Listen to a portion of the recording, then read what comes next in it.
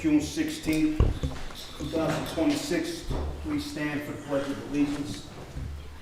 Pledge allegiance to the flag of the United States of America and to the republic for which it stands, one nation, under God, indivisible, with liberty and justice for all.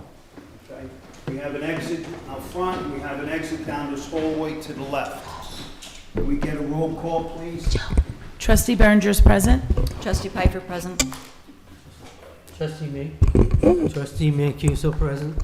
Carl present. Melchiori present. Okay, first item on the agenda is our workshop with historian Paul Ellis Graham regarding the historical Lift your microphone. program in America's 250th anniversary. Mr. Ellis Graham. Yes, sir. I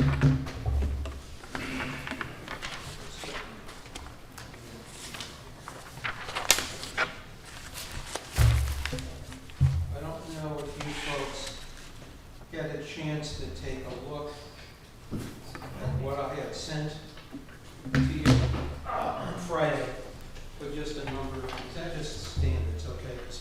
Sure. Sit in traffic for a Oh, while yes. out there. So anyway, I just move this thing over if it's okay with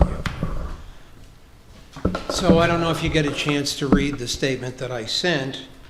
I'd be glad to share it because I think it kind of sums up what I'm looking for, at least what I think we can work on together. It says, first of all, I want to congratulate the newly elected officials of the village board and say hello again to those who I've already known. I've known John for a while, I know Kathy now, and of course Nancy worked in the school district. I remember Nancy's parents very well when we were working on it. In fact, resurrected my village of Monroe. You got this still? It's a resurrection of the centennial of village in 1994. Still have this shirt, believe it or not. Anyway, so here, this is what I wrote to you. Having served as both the U.S. history teacher at Monroe Woodbury High School for the last 28 years and as a member and past president of the Monroe Historical Society, I was asked by former village mayor Neil Dwyer to become the new village historian in 24-25. At that time, the feeling was that Monroe's history needed to be both celebrated and enhanced with a focus on historic preservation and public programming in cooperation with the Monroe Historical Society. It was for that reason that I agreed to take the position. As a teacher in the high school, I always took time to include Monroe's history in my lesson plans whenever there was a connection to be made between national, state, and local events or trends so that local students understood the reasons for Monroe's settlement and growth. As a village historian, I see myself pursuing similar goals as those just stated. As village officials, how do you see my role? What expectations do you have for me? And how do you envision the importance of Monroe's history for the future? Given that this year is the 250th anniversary of American independence, what displays, events, or talks would you like to see? Note, I have or am in the process of preparing 5 talks on topics related to America's founding and early history. The first one, featuring reflections on the Declaration of Independence, is scheduled at 10 o'clock July 11th at the Mapes House. On another note, the Monroe Historical Society is about to release its book of the town of Monroe in book form. What should be the village's role in light of this long-awaited publication, if you choose to want to have one? Regarding material resources and physical space, what is your position on the use of the 1820s Mapes House, 150 Franklin Avenue, as currently owned by the village? At the time of my appointment, I was involved, along with the Historical Society, in the process of upgrading the interior and exterior, but primarily the interior, of the property for the storage of historic artifacts, creating public programming space and office space for both myself and the president of the Monroe Historical Society. Is that still in the plans, or are you considering other options? And if so, what might they be? Finally, what is the budget available for resources used by the village historian? I don't know what the past historian has done, but for such things as supplies, storage boxes, an office computer, and perhaps a printer. As your village historian, I remain ready and willing to keep the village of Monroe's history alive, especially during this time of exploding residential growth and expansion. And I think you don't have to, you can see it every time, even when I come down, and I don't come down here as often because I don't live in Monroe anymore, but just the traffic and the volume and the number of big developments and housing makes it, I think historical sites are even more at risk. So I wanted to share those feelings with you tonight. So I entertain any comments, any suggestions, any thoughts about what you think I should be doing in your behalf. Who's presently utilizing 150 Franklin Avenue? Who's president of the Historical Society? Holly Dean Oser, right now. Holly's been president for maybe the last 10 years. And we just update me on it. What is For sure. Holly being do? Holly is president of the Historical Society. She develops the agenda for our monthly meetings.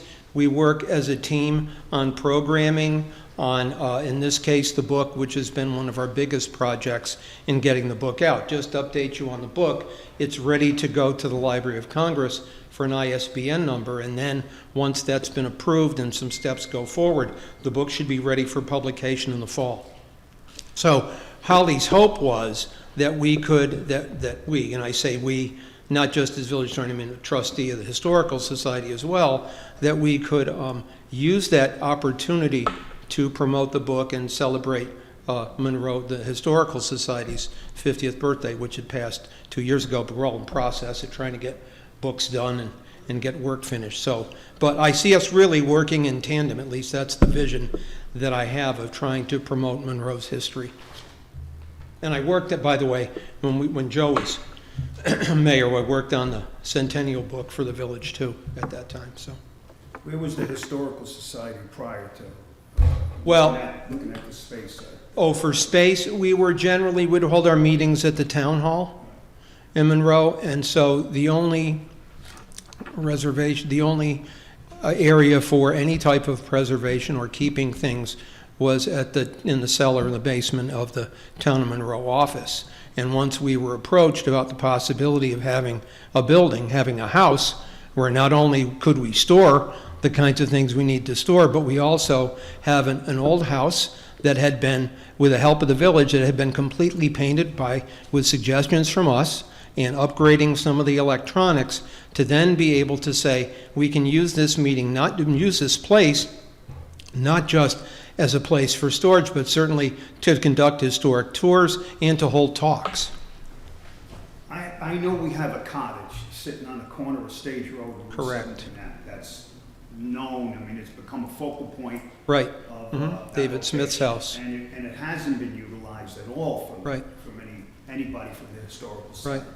Is there a reason for that? Well, my understanding is that the house has never been upgraded, and it's very small. I don't think it would be, I mean, it might be a place you could hold a special event for maybe like 20 people, but beyond that, without ample parking, that's not really, I would say that's not really realistic. I think the better option with that house would be to, I think the thought is once the Mapes house can be done the way it needs to be done, then we would look at what we need to do with the yellow house, with the Smith house, to be able to allow people, because right now, people can't even go in it. And so that's an issue. And there are some safety factors that may be there that I'm not aware of. I really am not as familiar with that house. I have not even been in it at this moment, so. We've had some discussion amongst board members Sure. of approaching Museum Village and getting period artifacts to fill that cottage. Yeah. And parking, there is parking. I believe there's more parking at that location than there is on Franklin Avenue. Mm-hmm. So, again, this is my, go ahead, I'm sorry. Because I was going to bring this up, because you never mentioned it here. And Yeah. way back when Right. I was here, and we bought the house. We bought it because it was, when I think of Monroe, I think of the ponds, and I think of the little yellow house that's always been there. Mm-hmm. And So we bought it when Jay Knight was selling. And I always had a vision that it could be used for something, even if it's opened up on a Saturday afternoon for people to observe, to have to use the bathroom, to walk around the park. I was very disillusioned that it seemed to get pushed by the wayside. Oh, hi. Barn, Was taken down. well, there was a storm, but then all of a sudden, it's gone. And I've always been afraid that that's gonna happen to that house. Some insurance guy is gonna say, well, this isn't safe, so now you gotta get rid of the house. And Oh. I disagree with that 100%. I would disagree with that, too. Okay? That house is very And- important. I would agree and- with you, Joe. Yes, and I would rather see, not that I'd rather see, I'd like to see some emphasis on that house, on the history. I would agree. I think that's a good And, point. So I was a little Mhm. disillusioned when I didn't see it Oh, in your. yeah, the reason that I probably didn't get a chance to mention it is because, first of all, I've been working on my talks that I'm going to be doing, and I'm starting my first one on the 11th. I've been busting my can about that in order to try to get those done. And I think the other part of it, too, is that the Historical Society, of which I've been involved with ever since I taught here, the thought was, we have a place where we can put our stuff, hold meetings, store things, and that should be the focus. I don't think anybody purposely said disregard the yellow house. It's my feeling, too, that that's definitely something that should be done, and I would say maybe in tandem with upgrading the Mapes houses, do both, because they're both historically significant. And I think I would definitely support that. I think you're right. But I'm unfamiliar with the yellow house enough to be able to say, I know why it's important, but beyond that, I haven't been in it, I don't know it. I'd need to look, I'd need somebody in there who knows more than me. I'm not a guy who can consult about buildings. I like buildings, but when it comes to preservation, that's not really my field. I'm more of an historian in that sense. Extremely small inside that. Yeah, it is, it's very small. On this, You can get I know all that. It's small, you're gonna get some engineer go in there, but it's been standing since how many years? And all of a sudden, the last 10 years, it seems like it's falling apart. I don't know how that happens. And if we have to put a little money, I would rather do that. Mhm. Roof's been put on that, and it's been painted. And I will tell you that Action in Monroe has offered to do things in the house, because we did have a little money, and for some reason, it got ignored. We were never taken up on it, and that's why I felt it was being pushed aside, and Okay. eventually it was gonna disappear. Well, I think the other argument, too, is to allow, if you, depending on how you want to proceed, to apply for historic preservation grants through the state of New York and other private entities nationwide. I think that's something we can definitely do, because you can argue the historic importance of that house. It's the first man who came from Smithtown, Long Island, who ultimately owned what is now the village of Monroe, whose family came in generations afterward and settled, and Roscoe's one of them, creating Orange and Rockland, and I think there's a lot of importance to the community. So I'm certainly not opposed to, in fact, in favor very much of keep making sure the yellow house is protected and upgraded to the point that it can be a good place to go. If possible, I just think John's correct. The numbers are going to mean it's going to be small numbers. You probably will have some sort of limit on who can go in. Some places do that. They only allow certain numbers of people to go in at a We have time. Home Museum Village, which are little cottages that That's a little, yeah, but we're talking about a building with an actual historical provenance that we know existed at that time, wasn't moved from another location. Roscoe moved some of those things from other places and brought them in as a museum. This is an original building in its original spot. Well, I don't know if that's true. No, Talking I to believe that's Jay true, Knight, but that's okay. It was moved once. Okay. It was up a little bit further on Stage Road. It was moved down. The other rumor I heard many years ago was when they were putting 17 in, they wanted to widen it and move the house. And the village at that time put a mistake and that's why it's a little bit narrower there than Right. 17. So that's why, like I said, I would like to see, if you're asking me what I think we'd like to see you do, or I'd like to see you do, Okay, concentrate on that. okay. I also enjoy, I don't know if you still do them, but I know that I've been on a tour that you did. I know it was with Greta Cohen, but Right. I know you've done like the tour of the history of Monroe, a lot of these Yes. homes around here, which I Yep. think is really enjoyable. And also with, I mean, I know America's turning to 50, but just, I know Cheese Festival time is coming. Right. The weather's getting kind of nice. I don't know if that's also something that you still do, or maybe if advertised way ahead, people would come to. Yeah, I think the only problem we ran into, we've done it before, doing historic tours during the Cheese Festival is difficult because it's so loud and noisy on the streets. You can't do a street Yeah. tour of the buildings when everybody's, Oh, it doesn't buying have to food. be then. But I'm just saying, Yeah. in general, but yeah, we've done them, and I think we already have a map, a self-guided tour map that's already been done. Yes. Historical Society put that out, and we can, that's Yeah, I something to think- consider. I think that's Historic tour, something sure. fun for people to do. I do love the Yellow House too. I mean, when I would go home from nursery school, we'd pass it all the time. Right. I don't know, is there signage there? I don't even remember. The only sign that's out in front says the village historian, and it's not me. Does that still got Linda's name on there? Yeah, it's still got Linda's Oh, name okay. on it. I mean, but I was thinking, even though I know you've talked about like old, like a cheese party or something, Joe, would that be a location for something like that, or not big enough? Well, the house isn't, you Yeah. can't have it inside of. No, I meant But outside. there's, Yeah. I think, over an acre of land. So that was the intent when we first bought it. Right. I mean, we did try to get the whole triangle, but the ambulance corps wouldn't give up the property. Mhm.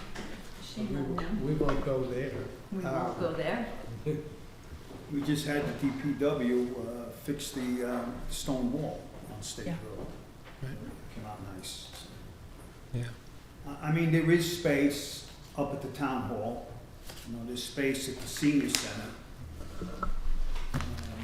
Well, that I can't see, I can't say what's available with the town or not. I really don't have I can only say what I know, and that is Jim Nelson, the town historian, has kept some things there because there was no other place for the Historical Society to be able to keep them. But I think, to focus on going just back to the Mapes house, the storage, you're right, I mean, storage you can put in other places. But you can't take houses that have been built in the 1820s since then and not utilize them properly in a way that's going to shine. I mean, I think we have to ask ourselves, I know that if you look at some of the towns in Sullivan County that have not paid attention to protecting their buildings, look at Liberty. Anybody want to move to the Village of Liberty? I don't think so. And so I think, while I agree with you, the Yellow House is really important, and we can certainly make that a priority. I think you shouldn't give up on the Mapes house. Are you planning to, for example, hold on to it? Is it something you want to move? I mean, I don't know, and I'm trying to be as honest with you as I can, because the Historical Society, in the last year or so, has actually held events and worked on. We chose the colors for the house, and I sat with Neil at that time, not Neil Dwyer, but Neil, the village electrician, to go through and identify what kind of lighting. And at this point, really, we're talking really about the first floor more than anything, not the second floor where things could go up to be stored, or even in the basement. I don't really think, if you're worried, if cost is a concern, we're really not talking about, I don't think, that much money. And if there are issues with the house related to cost, then that's something I think the Historical Society and the village should sit down and talk about and work it out. I think I'm just going to say from my heart, I think both buildings are super important, and we got to do what we can to hold on to both. And the thing about the Mapes house, which I think is important too, it's on the back end of Smith Clove Park, and you have a road that goes up to the park itself. Imagine that spot being used. creating a clear path, a walkway, a garden with the views down off the stone. I mean, it's a really beautiful spot. So all I can say is, I agree with you, the Yellow House deserves attention. It should be protected and advertised, and I would say that the Mapes House deserves similar types of attention, but it doesn't have the historic significance that the Yellow House does in general, so. But I took a walk through that property, and there's been some modifications on the inside, so you are Right. changing the appearance. Well, inside we had to because the lights were like 50 years old. It wouldn't accommodate the ability to be able to put on programming by installing a television, to be able to have historic documents on display and cabinets. I mean, anybody that looks at a restored historic house for that purpose, those kind of investments, I think, are worthwhile. And that's why that was done. No, Okay. that's my take. Questions? Can I just, you said you're working on 5 talks? Yes. Have you thought about possibly doing them here? And the reason I say that is because we have the opportunity to put them on our website. People can watch them as they're happening You mean do them in the village hall? in the village hall. I mean, I don't see any reason to. I mean, the first one is already scheduled for the house on 150 Franklin, but I don't see a problem necessarily in doing it here. I mean, you have plenty of chairs, it's not an issue, you know, so I have no problem with that either. Only because, I mean, I know you put the parking on Franklin Avenue there, but that's only a half a dozen spaces. Right, And I know we have the list from Holly, and there's quite a bit of work that she wants done there as far I know, as yeah. handicap access and lighting outside and signage and everything else. Well, those are things, by the way, those are things that you probably would need in any type of property you decide to upgrade and allow the public to be in. So I don't think we're necessarily thinking of things that, we want to do just because it's an upgrade that's not necessary. I'm not But saying anyway, you're I'm just saying. for the sky. Sure, I'm saying this is okay. the business of getting that up to speed. Would this be considered historical where we could get a grant? What's that? Would this be considered historical where we could get a grant for Mhm. some of the work? I think so. I hope so. Yeah, I mean, I know we've already had conversations with some of the representatives. I mean, I know Krasikas is a fellow union member of mine, and James Scuvas is my former student. So if I could get some money out of James and he said no to me, he wouldn't be very happy. Neither would I, but I would. He knows, though. Was he a good student? He was an excellent student. Lights out, actually. Well, the Yellow House, the same thing, it's a handicap issue there as well. Yeah. So, It's just the way those homes were built back in the day. mhm. Yeah, But I mean, I've been in some of the things they had over the holidays and whatnot over here at 150 Franklin, and it really is, it's a nice piece of property, it's It's a beautiful nice spot. old structure, and remember, we have a public well behind it.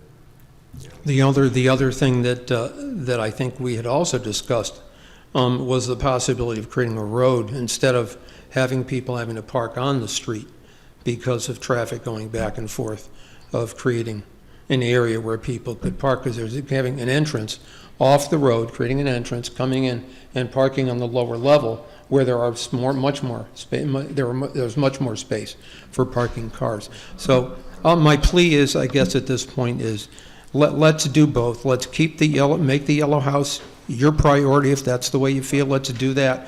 But let's not ignore what we already have, because the Historical Society has been looking for a place to be able to call its own for over 40 years. And as a teacher in the district and as a member, and former resident of Monroe, I think it's overdue.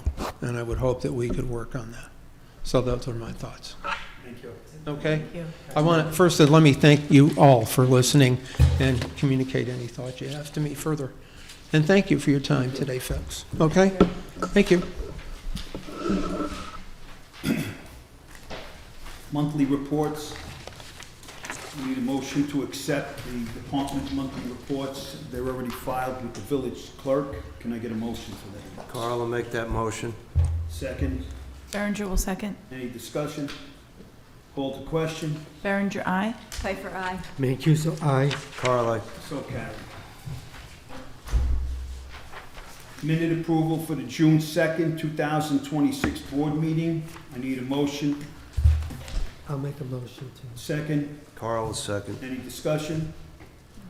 Call to question? Berenger, aye. Pfeiffer, aye. Mancuso, aye. Carl, I. So carried. Bid award 2025 CDBG ADA sidewalk improvements. Whereas, I'm sorry. I'm sorry. It's okay. I interrupted you. Whereas sealed bids were received on May 28, 2026 for the 2025 Community Block Grant ADA Sidewalk Improvement Projects, and whereas the project consists of the installation of 33 ADA compliant curb ramps at various locations throughout the village, including the removal of existing non-compliant curb ramps, pavement restorations, and crosswalk stripe. And whereas the village has been awarded $175,000 in community development block grants, funding through the Orange County Office of Community Development for this project, with any cost exceeding the grant awarded to the responsibility of the village. And whereas 3 bids were received and opened as follows: A-Tech Concrete Company, $339,620. Consorti Brothers, $504,110.27. Zaman Construction Company, $801,200. Now therefore be resolved that the Board of Trustees hereby awards the contract for the 2025 CDBG ADA Sidewalk Improvements Project to A-Tech Concrete Company as the lowest possible bidder in the amount of $339,620. And be it further resolved that the mayor is hereby authorized to execute all necessary contract documents and take such actions as may be necessary for this award. On a motion by, I need a motion on that, I'm sorry. Berenger will make the motion. Carl will second. Okay, I'd like to discuss that. So, you want to read anything on that? Yes, I understand that the village is authorizing the bid. I understand that the village is concerned about the excess in price. I know that the village engineer has been in discussions with with A-Tech Concrete Company about perhaps shrinking the scope of the project. This is merely authorizing the mayor to execute the project in accordance with the grant money. If the village board, upon further discussion, wishes to shrink the scope of the project, they may do so. Any other discussion? Call the question? Berenger, aye. Pfeiffer, aye. Mancuso, aye. Carl, I. So carried. Budget transfers, modifications, trustee Mancuso. Okay, so you've all seen the, I think you've all seen the budget transfers that our treasurer has presented to us. Does anybody want to make a motion? I'll make the motion. All right, I'll Discussion? You need a second? Second first, I'm sorry, second. I'll second it. Discussion. I see transfers here that I still don't understand where the money's coming from and where it's going. So I'm a little confused on this, and when I review the budget and I see that items are coming from personal service and then paid to another personal service line, and we're already over, the money's already been expended for the fiscal year 2026, so I still have questions on these budget transfers. Okay, Elizabeth, these are end-of-year transfers, right? Yes.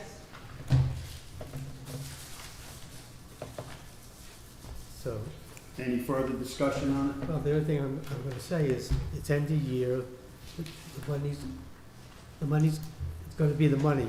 Now, this is just a bookkeeping thing. It's not going to change the budget, right, Elizabeth? Okay. So, are you comfortable that this is correct and we should go forward with it? Okay. Okay, called to question? Berenger, aye. Piper, aye. Mancuso, aye? Carl, nay. Mayor Melchiori, nay. So carried.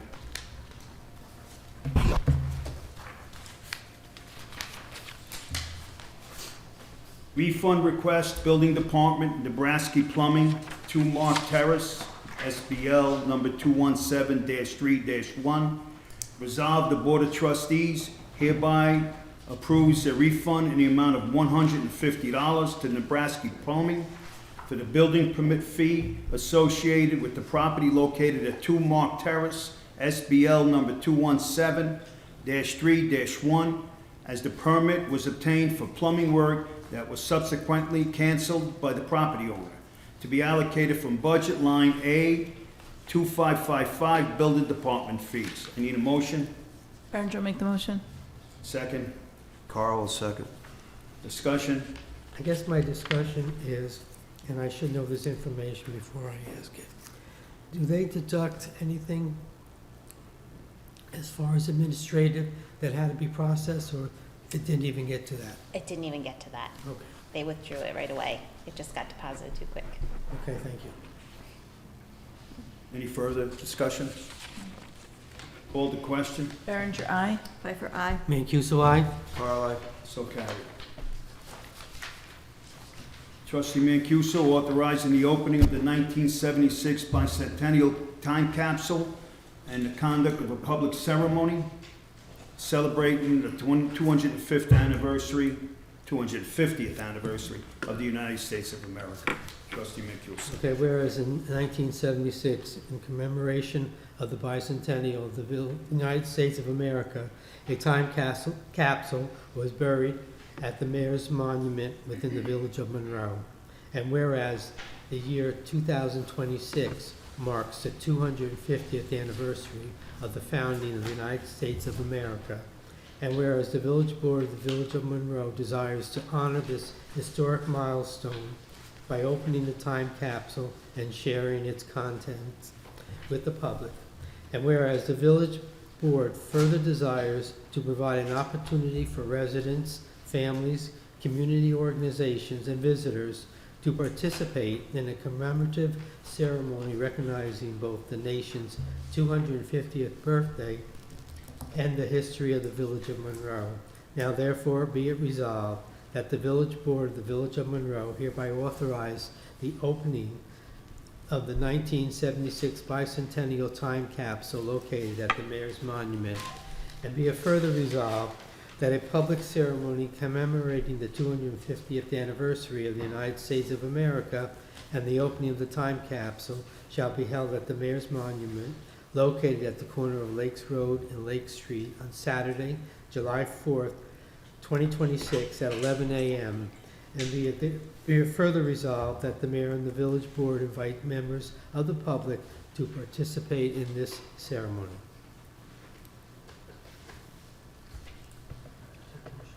Berenger will make the motion. We got a second. Carl will second. Discussion.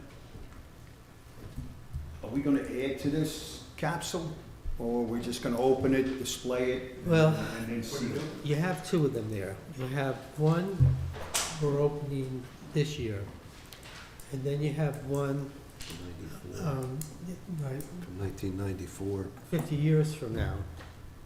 So if you bury one now, I guess you want to make it a 100-year capsule, because you want to open up both at the same time. So,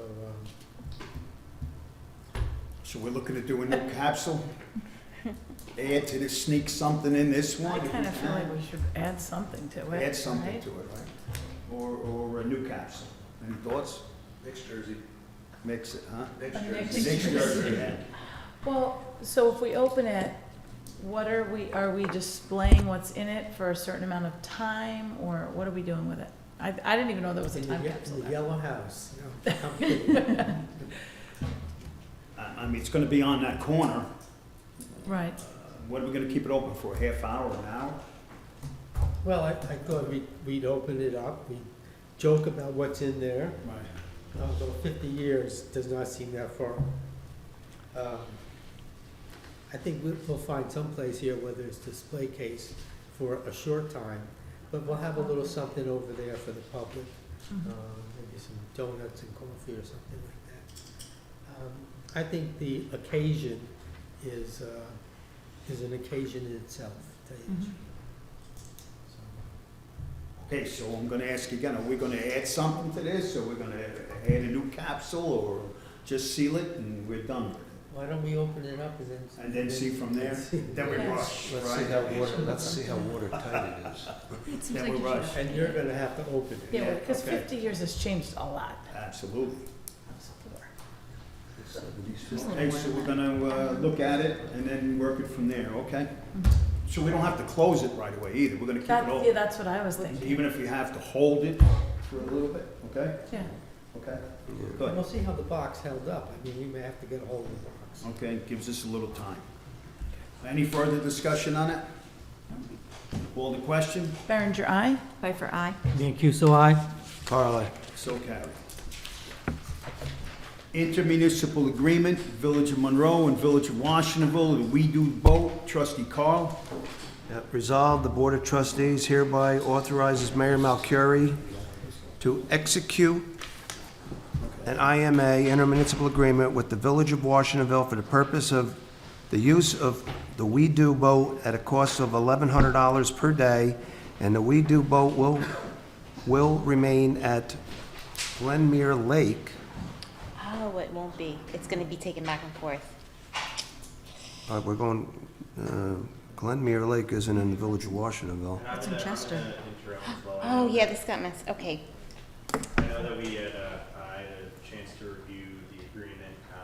We need to change some stuff with it, so it might be a good idea to table this matter just till the next meeting. I know nothing crazy substantive, but I think it needs to be considered.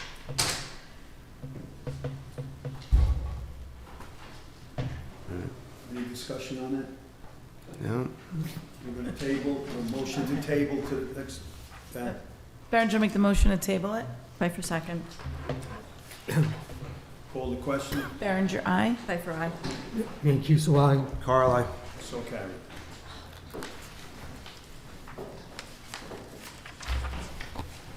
Village Hall, second floor air conditioning unit, emergency replacement. Resolved that the Board of Trustees hereby authorizes the emergency replacement of the second floor air conditioning unit at the Village Hall by West Star Tech Services Corporation in the amount of $9,800 due to the failure of the existing unit and the need to maintain safe and functional operating conditions. The cost of this emergency replacement shall be allocated from budget line A16204500, Village Hall Maintenance. I need a motion. I'll make the motion. Second, I'll second. discussion? Yeah, so this will waive the procurement policy. This is an emergency action that we're taking, correct? Yes. Thank you. Call the question? Berenger, aye. Pfeiffer, aye. Mancuso, aye. Carly. So carried.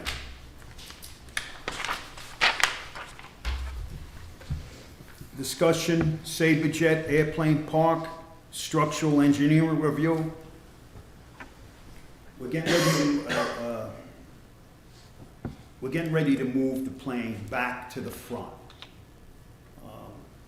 I'm going to go back in some history where I had discussion with village board members, previous village board members, about having the plane put on a pedestal.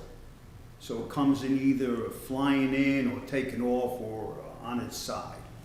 Right now, that park, the airplane is supposed to be the focal point of this park, and we moved it in the back. I understand that we're looking to move it back out front, but before we pour the slab, we should look at asking our engineering firm to look at it as far as putting it up on a pedestal. Now, I don't know the height or the sizes. We still got to get the Air Force involved in this also. So that's what I'm looking to do, and any further discussion on this. There was discussion with the prior administration, which I was part of doing exactly that. Very similar, if you go into Westchester County Airport, They've got that plane on the pedestal there. It really, it stands out. And that's very similar to what we talked about doing here. So can we hold off on pouring the Well- concrete slab pending some further information on this? We have, Dave is here. Dave? Dave, I don't want to put you on the spot, but do you have anything to add to that? I guess I'm just finding out about the plan to relocate the plane back to the front. Yes, we had it shifted to the back as part of the upgrades that were made to the park. We can certainly take a look at that and see if we can move it back to the front and coordinate that with the village. No, moving it back to the front, we know. We're looking to put it up on a structural design or structural engineering design Correct. to put the plane up. So that it's at like an incline type of thing? Yeah, okay, we can take a look Yeah, at that. I believe the total weight of that plane is about 12,000 pounds. Matter of fact, I know when the guy was in here to sling it, move it to the back, they weighed it. I think it's written on the plane somewhere, the exact weight. So we can ask the hoist or the winch guy, or ask we'll go back to the Air Force again and see if we can get you as much information as possible. We still have to get them involved in it. Okay. Okay, so we can hold off on pouring that concrete slab. I know we were looking at sidewalks at that location. I think we can continue with the sidewalks, just hold off on the pad itself. Well, there's gonna be some work to do that, especially to put a stanchion in there. You're gonna have a lot of rebarb and anchoring to do before you do your concrete work in the subground. So, I mean, it can be done, but you can't just, pour concrete and then stick a steel pole on it and wag it in. There's gonna be some. I think Dave. And that's why we asked the engineer to look at that. Yep. Yes. Okay, we're good? Anything Yep. further? No. Okay, thank you. Courtesy credit or refund request, Water Department, Village Water Customer number 3887C, Trustee Carl. Yep, Village Water Customer Account number 3887C has submitted a request for a courtesy credit for a refund related to a water leak at a rental property. As a result of the leak, the total water bill amounted to $1,233.14, which has been paid in full. Resolved, the Board of Trustees hereby denies the request of Village Water Customer number 3887C for courtesy credit or refund. And I'll put that in the form of a motion. Second, Berenger will second. discussion? There was 180,000 gallons of water that was used. I have a question That on went that. through the meter. Trustee Carl, I'll refer to you.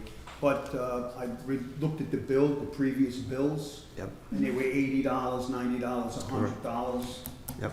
So in the past, what has been done with something like this? I mean, it's just, Our precedence has been that it goes through the meter, you own it. okay. Any further discussion?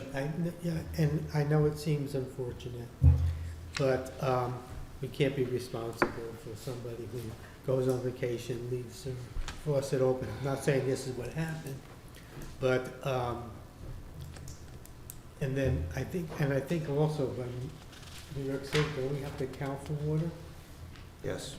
at the end of the year? I mean, so it's unfortunate, and to tell you the truth, I've been in a nice situation myself.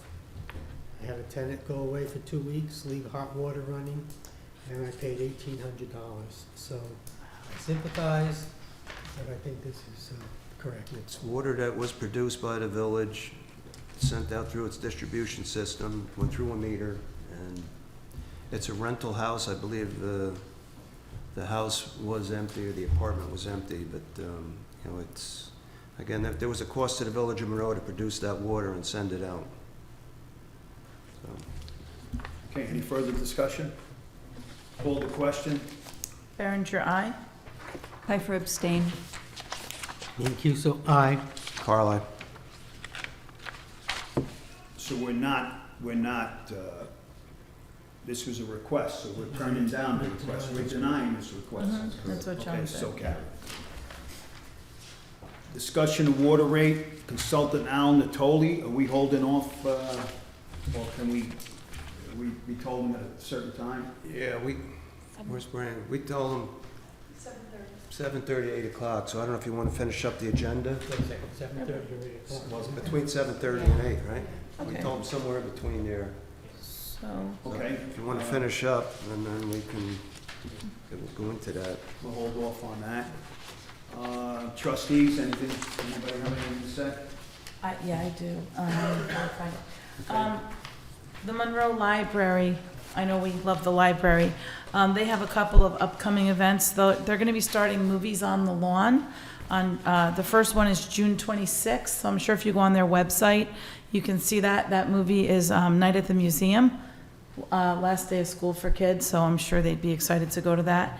There's a couple of movies throughout the summer. Saturday, June 27th, they're having an event called Dig Into the Past Summer Reading. And there's a QR code, and if you look on your website, you can see all about it. But it's just encouraging the kids to read not only during the school year, but during the summer. So please support your library. I went to the farmer's market both weekends. It's off to a great start. Some of the vendors have sold out on the weekends. And this weekend we had the bike rodeo as well, hosted by the police department. Kids had a great time, and they had free pizza. So what's better than a bike and pizza for kids? And we also had a very beginning meeting for the 25th anniversary of 9/11. We'll be putting our committee together and getting that underway to have a really nice celebration, not celebration, commemoration of 25 years since that happened. I just want to mention that we started working on the Cheese Festival. It will be September 12th this year. So we're working on that. You're going to start seeing advertisements, save the date, and the applications for vendors should be out in probably a week to 10 days. Anything else? Yeah, I got a few things. First and foremost, July the 3rd firework drone show, then the fireworks. We've pretty much closed down on the vendors. We've got so many vendors, especially food vendors. We're putting 11 on Lake Street, and then we're going to put 4 up by Airplane Park, up in that area, as well as bleachers down at the DPW. We'll be setting them up in that area too, because a lot of folks that are in that area don't want to walk downtown, so we'll have some food up there. I'm working with Pete Dawson on the soundtrack for both the drone show and the fireworks, and then we're going to be doing a Zoom meeting Thursday morning at 10 a.m. To do the logistics and the design of the show with Starlight Drone Company. So we're in good shape. A lot of vendors, a lot of non-food vendors, a lot of food vendors, and we got a good band playing.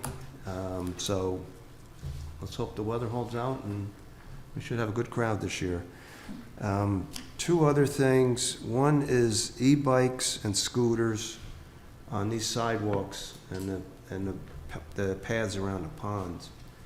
Is there some way to put signage on there and try to curtail that with the walking pedestrians? Because that's pretty dangerous. There's 3 different classifications for electric bicycles, different grades, different speeds. I know that the police departments are getting together and they're trying to put some pressure on the legislation to enact some laws. We can look into a local law, a local ordinance, and it may be challenged. I think there's places in Long Island that have done such a thing, and we should at least look into that. I mean, safety for the children is a big concern. It's happening in your complex, and I'll get to that. I have a meeting Thursday night just to discuss some of these items. It's becoming dangerous for our children and our grandchildren, and we really, really got to go after this. So if I can ask the attorney to, check, I know there's a couple of municipalities in Long Island that I'll look into some of the local municipal codes. Right. We'll see what's been challenged, what hasn't been challenged. We'll see what we can craft to fit the Okay, village's we cannot wait for New York State to do this. No, I We have to do something to protect our children It will be here, done. okay? You got it. I appreciate that, thank you. Anything else? Yeah, the last thing I have is the Horseshoe Falls over here on the High Street, McElroy and Lakes Road. That's owned by the town, and I believe we had sent notice to them once before in September. The railings, the stone pillars are all in disrepair and are falling apart. To the point, if you go up and lean on those galvanized railings, you're liable to go over if you put any kind of pressure on it. So I really think we need to address the town board again to get that taken care of. Those stone pillars and railings, every one of those stone pillars is in real rough shape. I believe it was last September we sent it. I'm gonna ask we have correspondence? Can we see No, that? they never got back to us. But do you have something that we sent? Yes. Okay, so we can get a copy of that, let's review that and we'll Yeah. follow up on it, Yeah, okay? All right? that's all I got, thank you. Okay, we posted a notice on our website about village event permits and noise ordinance requirements, and we would like the public to review or refer to Code Chapter 152, Article 3, in regards to parades and permit applications, and also a noise reminder of the Village Code 145-3B1 about the loud noise. Any activity conducted without the required permit or in violation of the village noise code may be subject to enforcement action as unauthorized by law, including an order to cease the activity and/or the issuance of an appearance ticket or citation. Anyone is welcome to apply for a permit, but just don't do it on your own, because enforcement will be there, okay? The Orange Turnpike traffic intersection improvements has been begun, and they're starting to do the minor things, but we're waiting for the school to get out so they can conduct that traffic light and the new road and guardrail up there. Spring Street and Mapes Place traffic improvements are beginning. We're just waiting for a couple of parts, and they should get to that project. Again, Trustee Pfeiffer mentioned about the farmer's market and the commuter lot. We want to thank the police department for their participation in their hosting that bicycle rodeo. The kids enjoyed it. We stopped by, and it was a great thing there. And again, thanks to Trustee Carl, all the work that's being done on this July 3rd Independence Day celebration. There's been reports for children in the streets on Half Hollow, Sutherland Drive, Pearsall. So this Thursday evening, I'm meeting with the residents and some of the parents to discuss these unattended children, just running in the street, parking situations, e-bikes and scooters. So I'll be there Thursday night. Anything from the attorney? No. No? Nothing from the attorney? Okay, now we can open it up to the public. Anyone willing to come up and speak on our agenda items? And please just be aware that we were only doing this for approximately 3 minutes. Anyone from the public willing to come up or need to come up? Okay, we thank you. We need to, should we do this thing or go to the executive session and or do Natalie? Should have called him first. We should call him first. You got the phone over there? Because, You want this phone? I think yeah, we're gonna need. I think you're talking about this phone right here, John, right? Let You me- want it on speaker? All right, you ready for the number? Give me a second because. Go ahead. All right,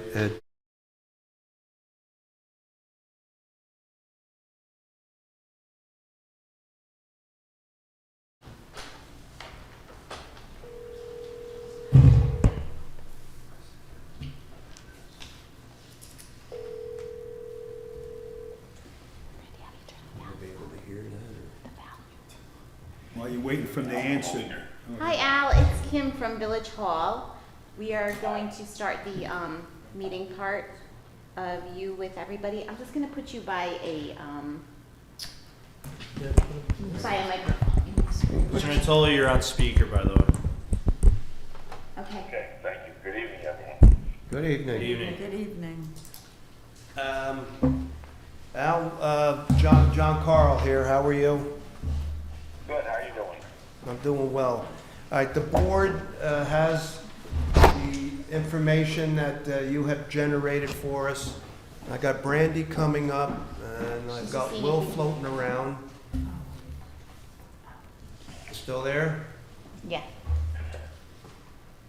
Hello? Okay, John, I do have a question. I didn't hear, you broken up a little bit, so I don't know if it was a question. All right, can you hear me now? Yes.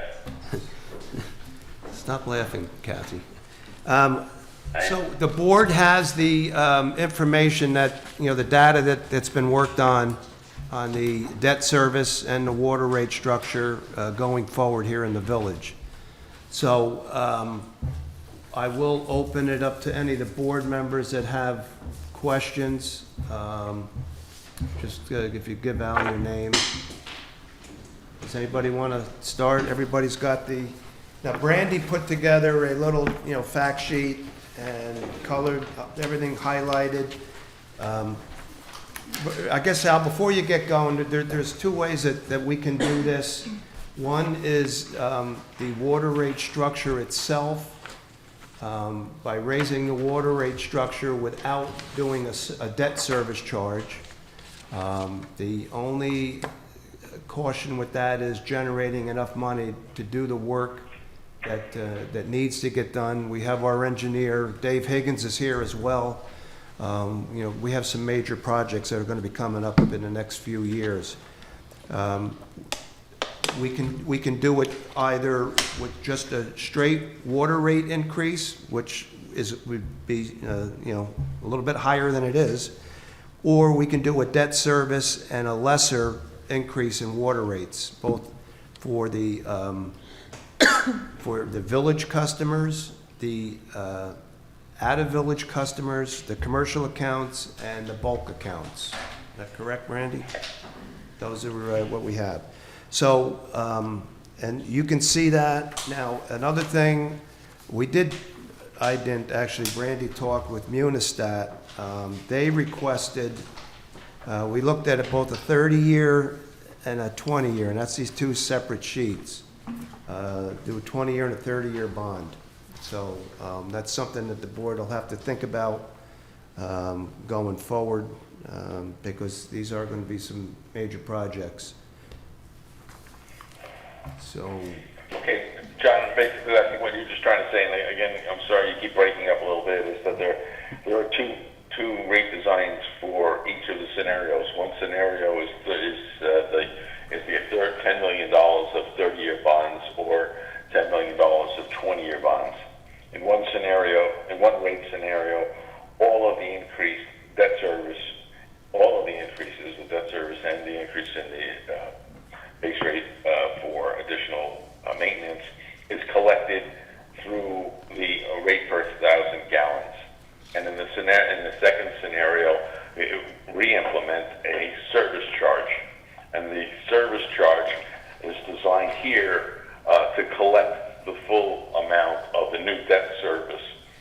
But I want to say that, in my opinion, the service charge is a much fairer way to charge for water service. But either one will generate either one of the numbers, the rates that I've given you, will generate enough total revenues to pay the debt service.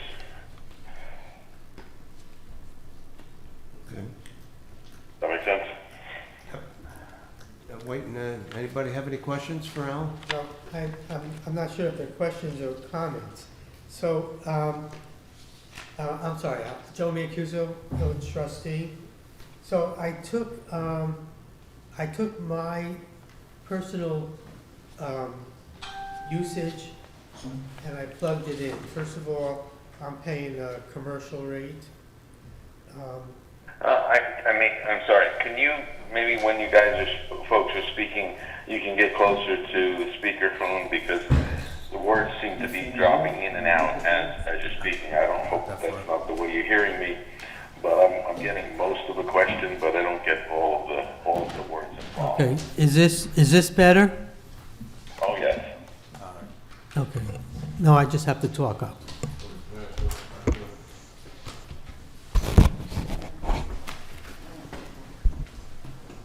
So, again, Joe Mancuso, trustee.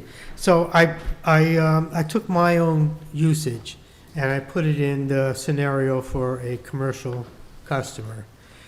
And I see two things. I see one, if you go by, right now, my yearly usage is $272. I see in year 2030, my usage for the year is going to be $842. Okay, I think that's quite a jump. I can tell you and the board right now that I'm going to vote yes to a rate increase because I think it's long overdue and we need it. I'm just questioning how we're going to be hitting residents all of a sudden with these numbers. So if we go to just raising the rent, the usage, the rate, I go from $272 to $436 in 2030. So there seems to be a discrepancy in how much money you're raising there. The one you're raising, go ahead. The rate increase for the average customer, the average user, okay, the person who uses the average amount of water is under either scenario is going to be the same increase over the five increases. So that, you know, the average annual bill to the residential customer, and the numbers you were mentioning were just slightly different than the ones I'm looking at the last spreadsheet I sent you, but essentially they were the same. So that for the average residential customer in Village, right now his or her bill is about $284. Your number was a little bit different. I don't know why we have a difference, but within range. Well, my usage, And then at the I end- use my usage. I didn't use the average, so maybe I'm below average. Again, I'm sorry, you're breaking up again. I said I use my usage, so I'm probably not the average user. That's why my numbers are a little different than yours. Why do you think the average user is using a different amount of water than was provided to me when I did the analysis? But actually, I think it might not matter really for this He's also conversation. I mean, we charged a can commercial work rate. that detail out without much of a problem.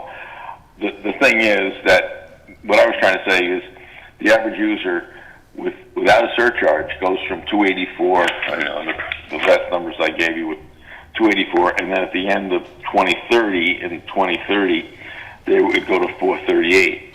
That's without a surcharge. With a surcharge, the customer goes from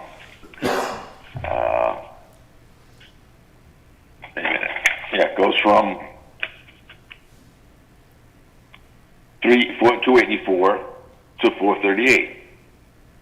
So for the average, if a person is exactly an average user, the increase on each, whether with a surcharge or without a surcharge, is the same. Is that what you were asking about?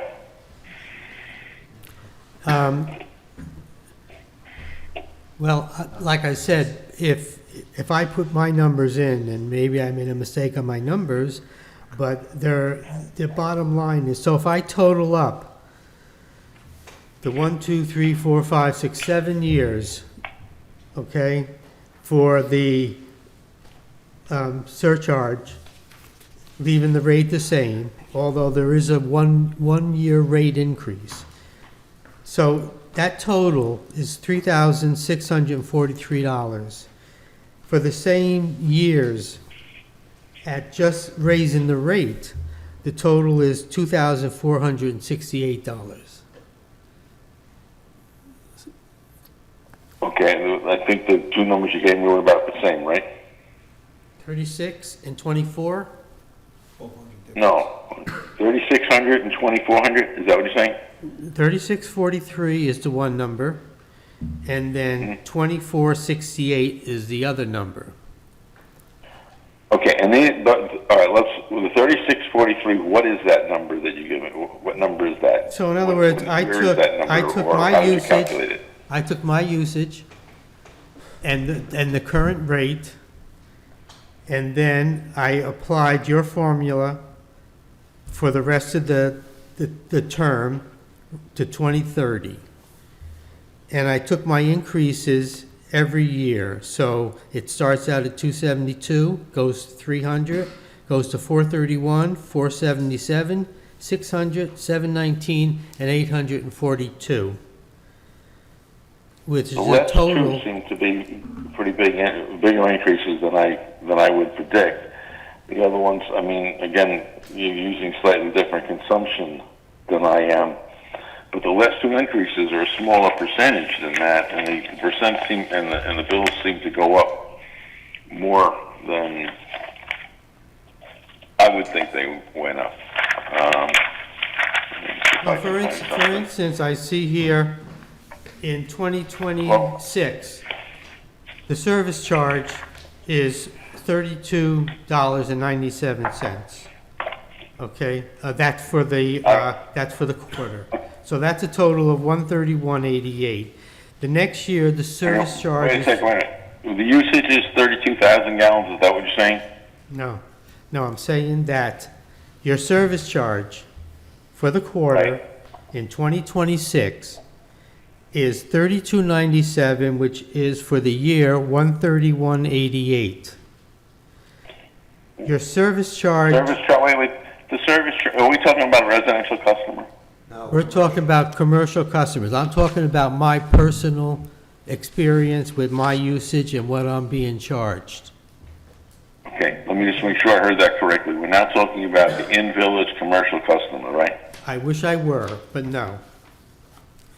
So Okay, 2027, service charge You are talking about an in-village. In-village commercial, yeah, not. in-village commercial, Yes, yes. he is speaking about in-village. Oh, I'm sorry, I didn't understand that. So, Okay. so the so next, the in-village commercial customer in 2026, in beginning, I guess, in 2027, would have a service charge of $32.96, yes, yes. okay? And then in And then they would 27, pay the per thousand gallon charge of $7.19, and the way the chart that I sent you indicates that their total bill would be $1,119 and $1,191.92. okay, for the average user? And actually, oh wait a minute, I must be looking at a sheet, an old sheet. No wonder why I can't. You have different numbers.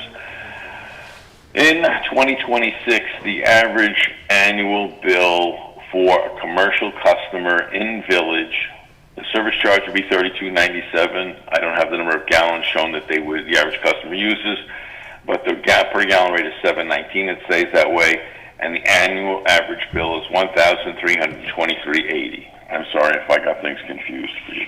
Is that right? Okay, I don't know what you're telling me because I'm not going by average. Again, I figured it out on my usage, I don't see that number. okay? Al, what was that number you just said? 1,323.80. 1,000. That's for 26, For 2026. for commercial. And actually, it'll be 2027. Yes, that would be the average bill for commercial, in-village commercial customer.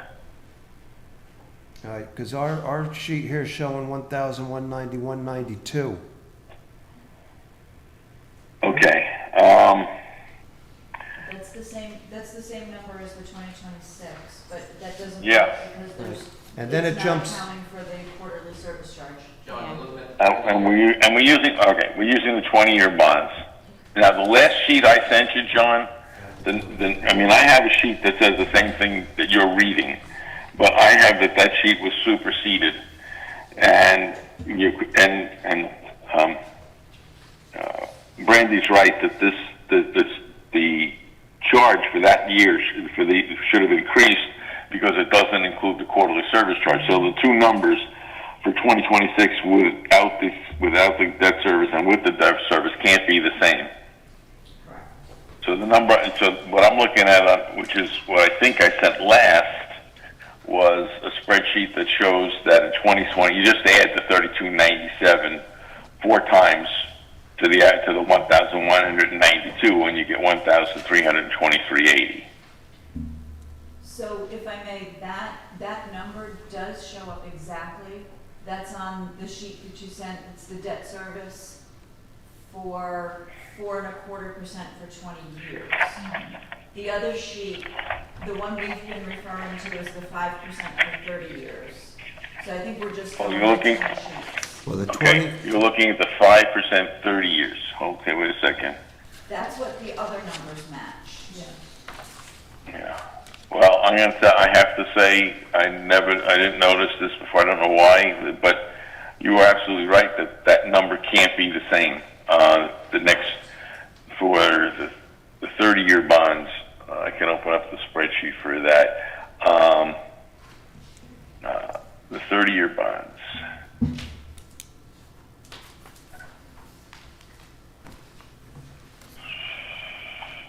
Yeah, that number.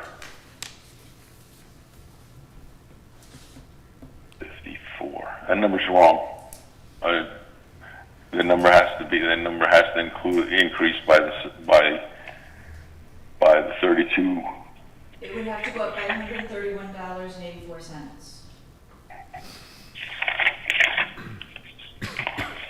This is for the 30-year bond on the 2026? Oh, man. 2026 on the 30-year bond. 5%. 4 times 3296 is 131.84. So add that to the one.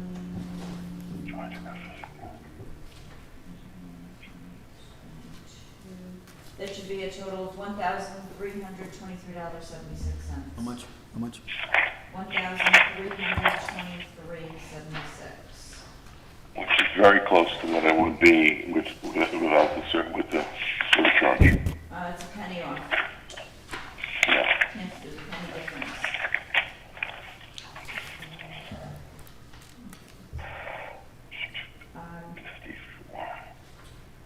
By doing the quarterly service charge, though, you're charging everyone the same amount regardless, you're charging everyone the same service charge regardless of the water usage.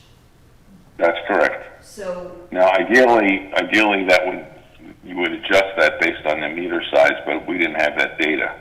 okay. So, yeah, it would be every customer would pay the same service charge, and in order to try to make it, comparable, if you did not implement the service charge, they would wind up paying the same amount anyway, if they're the average user. Of course, they have to be the average user, and therefore, the smaller, the commercial customer who has less usage would pay less.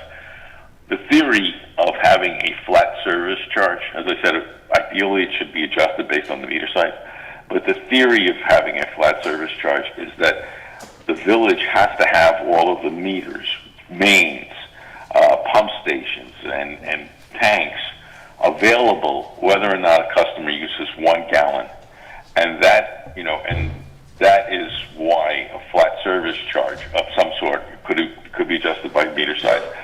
It makes more sense in terms of a fair allocation of cost, because again, when the largest part of the cost that the village incurs, and that includes maintenance costs too.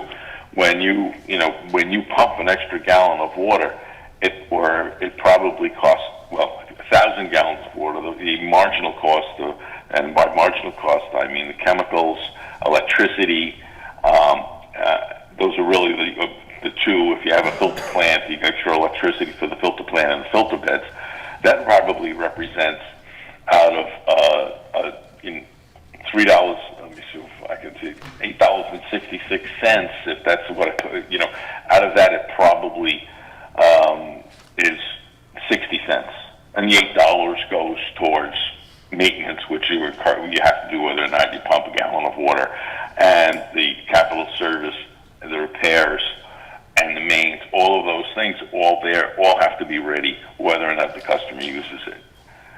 So that's the thought. And obviously, you folks do what you think is best for your constituents, but most water systems, municipal and private, have some kind of a service charge that's a flat service charge, regardless of the amount of water you use.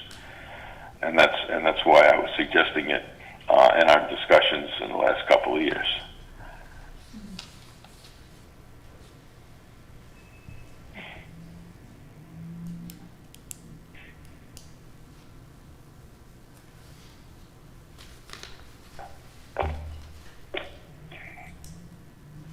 Okay. Anybody else? Yeah. I thought I heard the gentleman talk about the amount of increase as well. And, all we can say about the amount of the increase in terms of the increase in the total bills is that's how much money the village will need to raise to pay the debt service on $10 million of bonds. And the $10 million in bonds are needed to implement the improvements and replacements that your engineers are telling you need. So I think it's going to be a hard pill to swallow for some. Although the bills really aren't out of line with what water costs these days, but customers aren't used to it, and then in this situation, voters aren't used to it. It's the same thing. But if that's what it costs to run a water system. Well, unfortunately, there's been no water increases in, 15? Since 2013, I believe. Yeah, I know. I was told that, and that makes it even worse. People say, "Oh, look how big it is," and you say, "Well, if we gave you an increase over the last 15, a small percentage every year over the last 15 years, it would probably even be more, and you would have paid more over during that period." I've been in many situations where the customers and the voters have said, I don't care whether I would have paid it or not. It's still a big increase. We did the transmission lines in 2023, 2024. They were $3.3 million. We replaced all the water main up on Upper High Street in the compact home subdivision, as well as Calvin Terrace. 4 She Street was done with a community development grant. And we went to bond council. Initially, we had, I think, $4.9 million that they adopted in 2017 or 2018 before I got back on the board. And that was increased to just about $6 million, but I don't think it was all spent. We have, there's a few bonds out there right now. 5.6 million. So We still need a lot of upgrades. We're still looking at storage tanks. And transmission lines. Again, Dave is here from Langley Tully if he wants to come up and speak a little bit.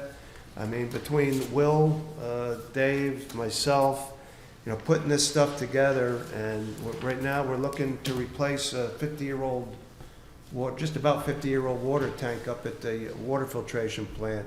It's 428,000 gallon bolted tank. It's got some structural issues going on with it, and that needs to be replaced. And that, again, that tank was built in 1978. I know because I was working for the village water department when we built it. But we're looking to do a pre-stressed concrete tank, which will be partially buried in the ground. It'll be about a 1.5 million gallon tank next to the 565,000 gallon tank. Well, So that'll give us, right now, we got about 1 million gallons, just under 1 million gallons in storage at the filter plant. By putting the 1.5 in alongside the 565, it's gonna give us a little over 2 million. 2,100,000, 200,000. Again, whenever there's work that's got to get done, where they have to shut the filter plant down, it's all hands on deck, get it done quick, or wait until the heavy demand's off and do it off peak seasonal. So that's the main thing. We have to put another source online too. We have some wells that were drilled back in the late 90s. I think, was that during your, Joe, did you have those wells drilled? So we got to start looking at them, exploring them. The one on Archer Drive comes to mind, to go in there to redevelop that, do a 72-hour pump test to see if we still get a good supply of water out of that. And if we do, that would probably be the next thing, to get the plans together on that, get health department approval, and move to put that online. And the estimate for that is about $2.2 million. So just the water tank was $4.5 million, and the wells is $2.2 million. So that, of that $10 million, those two things are gonna take up a good portion of those bonds. And we also have to, as we move forward with this, we have to get, and I know, Al, you had mentioned it to me, but we have to get with our bond council to get the resolutions put together for the board to adopt. So that's another thing that has to get done. Our bulk accounts or contractual arrangements that we have with the town of Monroe, any increase in any of the rates, we have to give them 90 days notice prior to raising the rate. So if we notify them by the middle of July, before the August 1st billing, these rates would not go into effect until November 1st. And that would be both town and village. We'd put them in at the same time. So we have to notify them 90 days before that we're raising them. That's correct. That's the way the contracts are written. Fine. Do we have to tell them what we're raising it? Well, I At tried. this point? Because we don't know at this point. No, they don't. And that was one of the things I tried to get together with the town supervisor and with Councilwoman Bingham, but it just Well, didn't I'm sure the contract says it has to be done in writing, right? I'd have to take a look at it. Okay, sure, I'm sorry, I didn't mean to. I'm good, I'm not that good, Deputy. Yeah, they have to be notified in writing, that's correct. Okay, all right, so let's notify them. We're gonna raise the rent, the Well, rates. You're looking for a number. They're gonna ask for a formula. well, if we're doing what Mr. Natoli has put together, but now the question I have is, because this going forward, every year it increases. Do we have to notify them every year, or is that something that we can sit down with them and say, this is our schedule going forward? Again, it would depend upon the verbiage of the contract. If there's language in there that allows it, it would certainly make sense to just explain, this is the formula, this is how it's calculated, this is how we're gonna do it from. So we're gonna advise once. I'd have to take a look again, I gotta look at it. Because in 2007, we put a service charge in place to finish a deficit that came up in the water fund, and it was the same thing. The town, verbally they were told, and then we sent it to them in writing, advising them that we gave them the 90 days, and they prepared themselves for it, and we got our payments. So.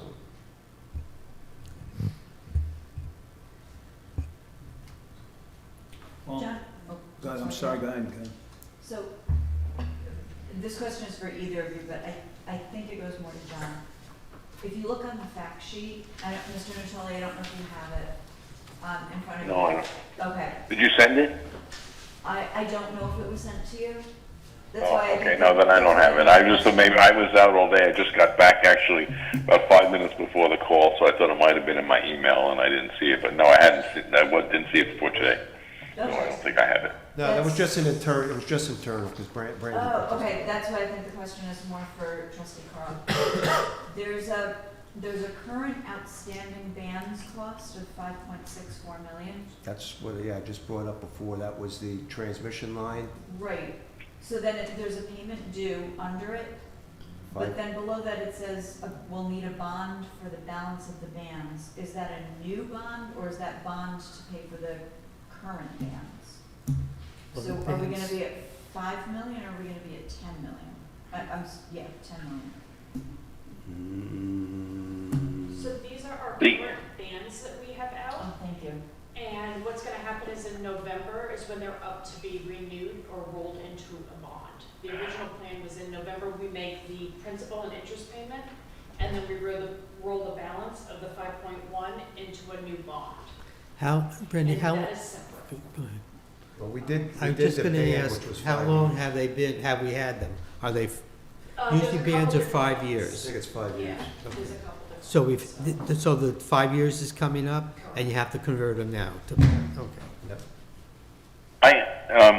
I'm not sure I heard everything that was there, but one of the things that I think is important to note here is that there's $600,000 in the existing revenues that is going to pay the bands and other debt service, as far as I can tell.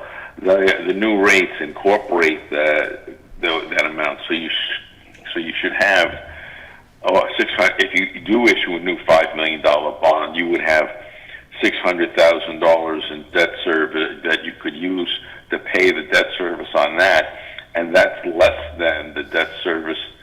I don't know. That's less than the increase in debt service for the new $10 million bonds. So going back to the question that I had, when I take the current outstanding ban, subtract the principal and the interest payment, I get $4,913,500, but we're bonding 5.125 million.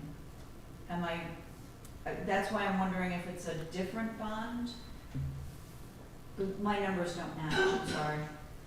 No, this is information from our bond company, Okay, that they are the ones who gave me these numbers, that this was our outstanding bands. uh-huh. The principal's deducted from that, and then we have to pay the interest, and then the amount that gets rolled into the new bond.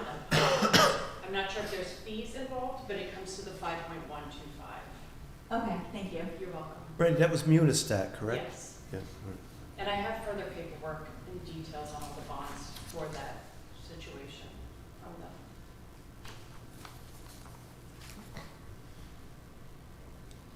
Okay. Any further discussion on that? Are we looking to do, public hearing on these rates? I would recommend or suggest that we look at a public, to have a public hearing. I happen to agree with that 100% because this is substantial. And like I said, I'm gonna vote yes on rates, but I just wanna make sure that they're, So will we do it at our next meeting? So we need a motion to, schedule a public hearing on proposed increased water rates. July 21st. Carl will make that motion, that we do it at the next meeting, because we'd have to, we want to try to get this wrapped up by the 1st of August. So can we do it on a July 21st meeting? Yes. there's a motion, is there a second? Yeah, Berenger will second. Who's the first? So we're My gonna- discussion is, Carl was the first. we're gonna have to have final numbers for them. We can't give them a worksheet like this and say there's gonna be maybe this, maybe that. So You won't make that deadline by doing that.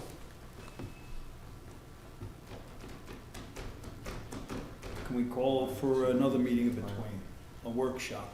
Any, we can call a workshop, I'd like to get into it. Okay? And I know we only have, no? No, wait, you, go ahead, you go. Because he's talking about a workshop, but were you saying the public hearing isn't Right. gonna give us enough time? That's what I'm, Right.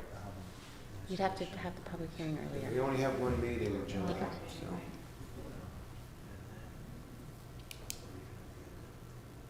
Can we do it at the end of the month, right?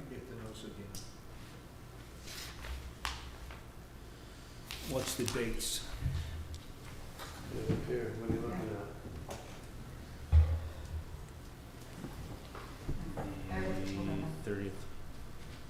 The 30th of June. I'm not here. 30th of June or early Why don't you, can you guys do it during the daytime, the public, oh, you wanna do it I at night? can do it the 29th, 30th, first, second. 29th, 30th, first or second, I can. She got Monday night, the 29th, June 29th. I'm good. What's that? I have no life, feels good. So we're gonna move the public hearing I to, just have to make sure there's not a planning board meeting. Is that on the calendar? Now, what is it? What Give me a second to public just, hearing is gonna be when? on that date. the June 29th. 20. we gotta make sure that we're, Planning board's on the 25th, Kim. thank you, thank you, I appreciate that. Perfect. So again, if we can schedule a public hearing for June 29th, 7 PM. That'll give us time for the, Yeah, that'll be Okay. time for the notice to be sent out, and then my suggestion would just be to have either one or two options. And Al, are you still there? I think we lost them. Al, you still there? I don't blame you. wanna call him back? Do you guys know how to use it? You just hit redial? or- No. Because he's got a, he'll have to.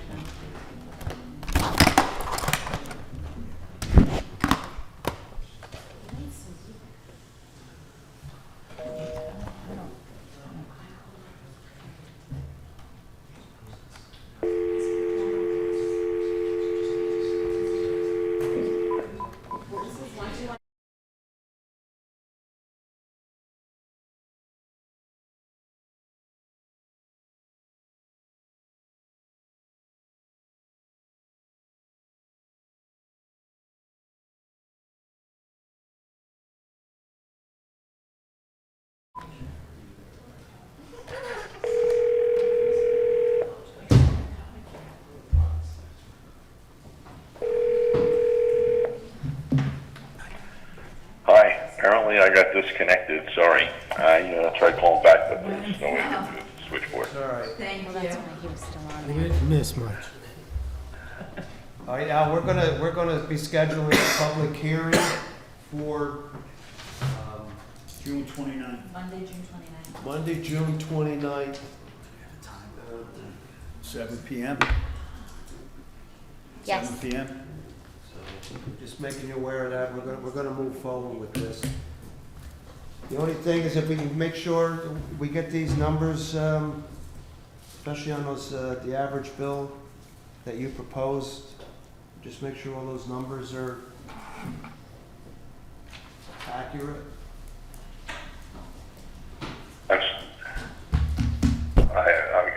I got the date, but nothing else. Do you want me to be available? What are we doing? You want him to be available? We should be there, right? You No, want- I think we should have the final numbers of what we're gonna present to the public. Before then. You want him to, you want him here in person? Al, are you available to come up in person? What day? It's June, 17th, you said? Monday, the 29th. Monday the 29th, that was even closer. I can come up there, yeah, if you want extent that you, if you want, I don't know, are you planning on a presentation, or you're just having the customers and the constituents, giving them an opportunity to object? Well, we're gonna get yelled at, so be prepared. I didn't hear anything. Oh, I said, the public meeting is just gonna be people yelling at us. No one's gonna come here and say, you're doing a great job. So, Yeah, our connection, this isn't working out very well in terms of what I can hear from you folks. Again, if you could get near the microphone on the speakerphone, I would be able to hear much better. I don't think we have anything else, Al, thank you. Okay, all right, you're gonna let me know whether you want me there, or I can be on the phone to answer questions. Hopefully we can maybe work out some kind of better connection. If it's a public hearing and you have Zoom, I might be able to get in on the Zooms better. I can be available on the 29th. Okay, just let me know what you're doing and when. What you want me to do and when. All right, I'll be in touch with you, Al, thank you. Okay, all right. Have a good night. Have a great evening. All right, thank you. Thank you. Thank you. So then back to a motion to hold a public hearing on Monday, June 29th at 7 PM. Proposed increased water rates. Can I get a motion for that? Or I will make that motion. Second? second, Discussion? Call the question? Berenger, aye. Pfeiffer, aye. thank you, so I. Carl, I. So carried.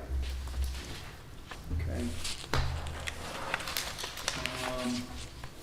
We need a motion to enter executive session for litigation items.